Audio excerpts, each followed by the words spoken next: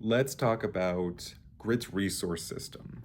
So we'll talk about the basics of it. We'll talk about kind of where it comes from, the idea. We'll talk about what I like about it, what I don't like about it, and potentially some alternatives because I think it's really good the way it is, but it could always be better, I'm sure. So Grit's resource system, in its most basic form, is that you have to discard cards from your hand to play other cards. So if a card in your hand costs 2, you discard 2 other cards from your hand to play it. And what's really happening in a more detailed way is that every time you discard a card from your hand, you're generating resources of that card's class. So if you discard a red card and a blue card, you're generating an angry and a calm resource to pay for the 2-cost card that you're playing. And right now that doesn't matter for a lot of cards, but it leaves design space open, so that way you can kind of like do more with it later. So like there's more to do with it. And so this came from this system is heavily based off of Marvel Champions. So that's a living card game that is based on Marvel heroes. When you fight, it's like a boss battler kind of board game. And it's pretty much the same. You discard cards. And in that game, each card generates a different kind of resource that it says on the card. Some generate 2, some generate 1, some generate more depending on some conditions that are met. So it's really based off of that, but other card games that do something similar would be like Flesh and Blood. That is a very popular card game. They do really well. There are different versions of cards that have a slightly different effect or different values on them, and they generate different resources. So I think from like 1 to 3 resources. It's kind of the same thing. You don't discard them, but you actually put them on the bottom of your deck to use at the end of the game. And then there is Grand Archive TCG, and Grand Archive is an anime trading card game that came out within the last few years. And when you want to play a card, you place that many cards kind of into your play area face down. And then on your next turn, you can randomly get rid of those to play a card from a separate deck that you always have access to. Or you can pick those cards back up and put them in your hand. So those are the games that I know of that use a similar style to this. So they discard cards to play cards. And I think they all do it really well. I think that Grit is the most simplest of it. And I think that's good. I want it to be simple because before that Grit had it the way it is, it was, for a while, you had to kind of meet a class requirement is what it was called. And a class requirement for a card was met when you paid a resource of that card's class, or you paid a neutral card. Neutral was kind of like a wild, you could use it for any card, or your active hero was the same class as the card. So if I played an angry card and I had a calm blue hero, I had to pay a neutral resource or an angry resource to play that card. Or the more simpler way is that if I had an angry red hero and I played a angry red card, I can pay whatever I want. So that way it felt more thematic, that a character in your party could play the cards that they were meant to play easier. And so that's kind of where we were at. That was it. But I realized that it created a mental stack on the player that forced your turns to be a lot slower because you had to not only figure out what the best usage of cards were. So like, do I want to play this or do I want to play this? It was also, how much do they cost? Can I play both? If I can't play both, what else am I playing? And then finally it was, do I have the colors necessary to play those cards? And so taking out one of those things did wonders. It was really good. So I think that it was a good idea for us to get rid of that and to make it simpler for the player. So that's how we got to what we got to now. How it was before this iteration, and I think this iteration is probably where we'll stop the difference in resources, and I'll get to that in a second. But basically before, we used to have like a resource deck where you would like every turn, whoever your active hero was, you would get that color of resource that you would kind of like build up over time. So at the start of the game, you could discard cards and spend 1 resource. And then on the second turn, if you had a different hero out, you got that color resource and you got to discard cards. So you had a choice, but we ultimately went away with that because it was a little too slow. You had to have like a whole nother deck of cards, and Then if we added in the armory deck, you'd have 3 kind of like decks or piles of cards, and that's too much. So we got rid of that. There was one where we like brought in 2 resources at once of whatever you wanted. Very similar to like the One Piece trading card game where you get 2 Don a turn. And yeah, I think that was pretty much it. And then we went to discarding cards, and that was kind of it. So I like where it's at. The one thing I think that this game could potentially have later on down the line / like right now is different formats. So I think that having different formats in a game that's not even like perfectly done yet doesn't make a lot of sense. Won't make a lot of sense at first, but hear me out. So my idea is that there is a mode for people who don't want to deck build, but they just want to play the game. Okay. This is like, it's not really it's maybe more casual, but it's also like more lore friendly. Okay. I'm the lore friendly guy. I love that. And if I can get somebody started quickly and I'm like, choose, instead of choosing 30, 40 different things for your deck, choose 3 different things. Okay. And then there's the other format, which is total deck customization. Do whatever you want. Right. So let's talk about this first one, this deck customization one. This is kind of what we have in Grit right now, and that is make a deck of 30 cards, 2 copies of each card. Every card in your deck must be neutral or share a class with a hero in your party, and you have to have an equal number of cards, right? So you can put any cards you want in your collection, but that's it. That's what we have right now. Boom, done. And in this format, I think it would make sense to have the class requirement. So when you play a card, you have to hit its class requirement, which means your hero is the same class, or you pay with a card of the same class or a neutral card. So because you have the freedom to put whatever you want in your deck, you also have this extra restriction of having to play them properly. So it like because you have so many cool cards in your deck that can combo really well together in a bunch of crazy ways that I couldn't possibly foresee.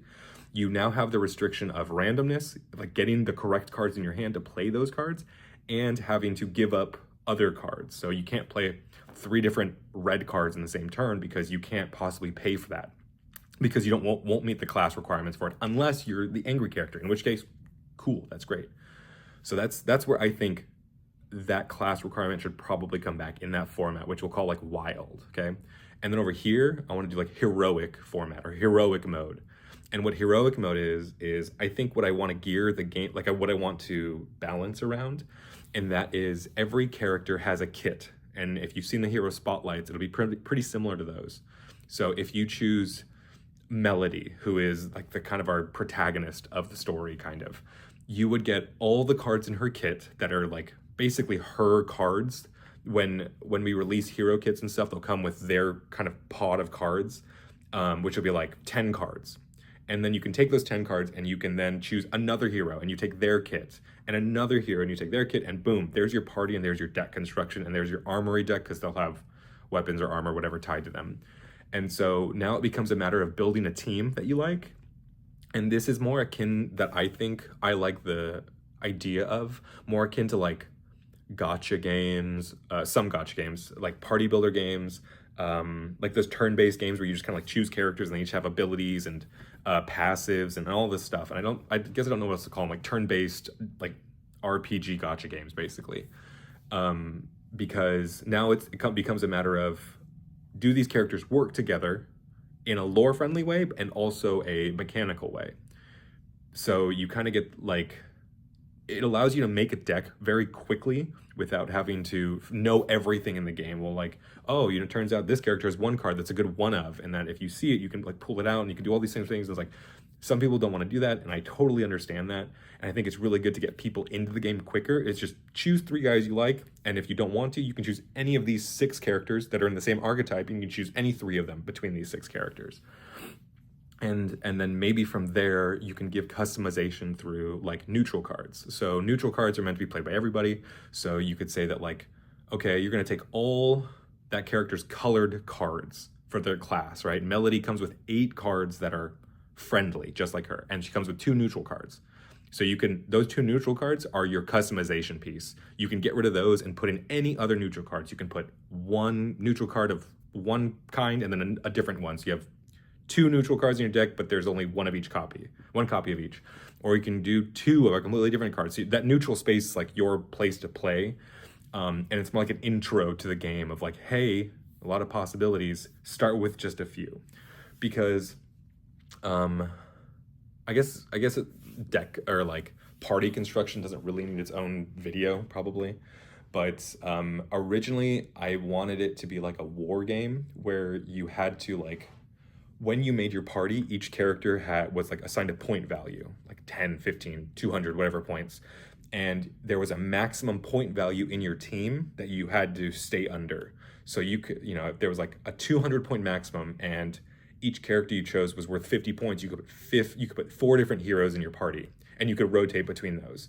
Unlike maybe like a big cool boss villain that would be worth 200 points. So he doesn't get anybody on his team. And so that way you could have this cool game where you each have a deck of 30 cards that are for your team specifically. And it could be one character versus 4, like a big boss battle that's like balanced with each other, or like a 3v3, or you have like a bunch of little guys that are like not really good, but like you got a lot of like card variety and things to do. And that just didn't work. It was just like too much work on top of like figuring out card mechanics and stuff. So yeah, I think that's where it's at. So you either have heroic mode, which is you just get the hero kit and maybe some neutral card customization. And then you can pay with whatever resource you want. It doesn't matter the color or class requirement or anything, like it is now. Or you play wild mode, where you get to customize with any cards you want, following the same deck construction rules. And but instead, you have to hit the class requirement for every card you play. So that's what I'm thinking I want to do, something like this. I don't know exactly how, but I think something like that makes sense. So yeah, I think the resource system as is works very well. I think it's probably at a point where I could, if I didn't change it at all ever again, I would be happy with it because it works. I know it works. Other games have done it in a more intricate or different way. Whereas I don't want players to have to think hard about how they're going to spend their resources. I want them to think about the stuff that they're going to do with those resources, if that makes sense. So yeah, I don't know if that makes sense, but that's what I want. I want people to play cards all the time and worry about the cards they're going to play. And I think that's what the resource system does right now. And maybe the one piece of criticism that I could give to it right now is that there's not enough resources at the end of the game. So I believe that this game is a build-up game, but that's not entirely true because your opponent can constantly bring you back down, but it should feel like a build-up game where like you're losing your stamina and you're constantly building up a bigger, stronger board, and eventually it just surmounts to both of you trying to do your biggest things, and whoever is able to kind of like squeak out a little more defense or a little more attack wins. And I think that having cards that can generate resources like enhancements or weapons or armors or gadgets or whatever, there probably should be more of them, and they maybe shouldn't be so susceptible to attack, because at that point you have to do a lot of work to make sure that that resource that you're generating from that card pays itself back. Because if you spend 3 cards to play a card that generates 1 resource, you either have to like generate at least 3 resources using that card to pay it back, or you have to like play an extra card or 2 every turn because of that card, because that's the point of more resources. The point of more resources is that you want to play more cards than you're allowed to play normally. And that's the kind of like balancing mechanic behind it. So I think I don't know how to do that yet. That's just like a criticism that I have. So yeah, I think it's good where it is. But if you have any ideas of like, maybe I don't want to make a player's turn slower, but I want them to have more options in some way with more resources that they've earned in some way.